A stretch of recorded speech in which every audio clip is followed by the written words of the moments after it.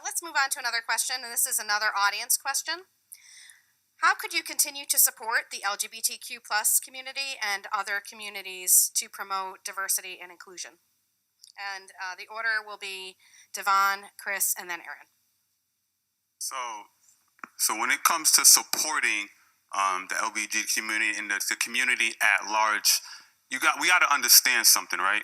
So New Britain is a very, very diverse city.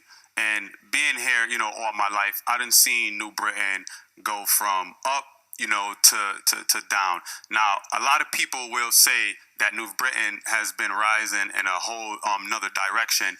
But in order to really get everyone on the same page, we need to make sure that we're connecting directly with the heart of the people. It doesn't matter what gender you is. It doesn't matter what's your race. It doesn't matter what sex. At the end of the day, we are all people. So we need to make sure that we bring in people together and connecting with the heart of people. One thing that I've noticed is that growing up in New Britain, I've walked in these streets, the city of New Britain, day in and day out. Not only when it's time for election, not only when it's time to get votes. I've spoke with people, I've seen people. I have a family and a friendship and a community race of all different sorts of people. And one thing I notice is that when you can really relate with the people that you're serving, that's when we can connect and really start to move the whole community forward as a unit.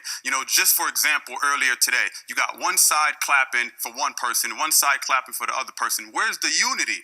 Where's the togetherness? Making people feel like they're a part of your community, and that's what I bring as a leader. All right, thank you.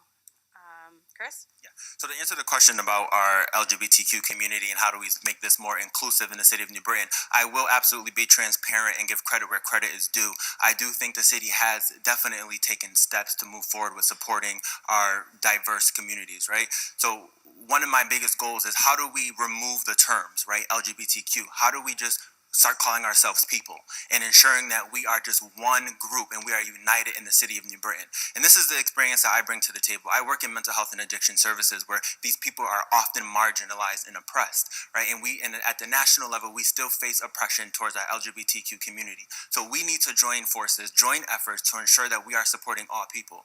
There is a pride group in New Britain, and I believe the leader of that is here tonight. And I will ensure as a mayor that I align myself and I sit on that committee to be educated and to ensure that we bring education into our communities, into our school systems, and to people that are coming into New Britain so that we are understanding our communities as a whole.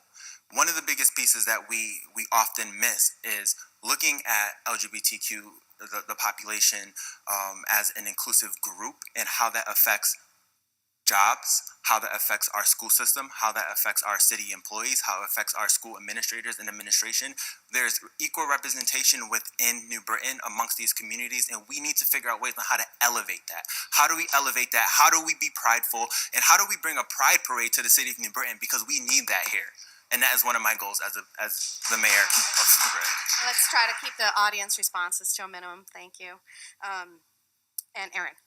So I'm very glad that the City of New Britain has a Pride Committee, and it wouldn't if it weren't for my leadership. And I'd like to thank John Board, the chairman of the Pride Committee, for being here today and for all his work in moving the agenda forward.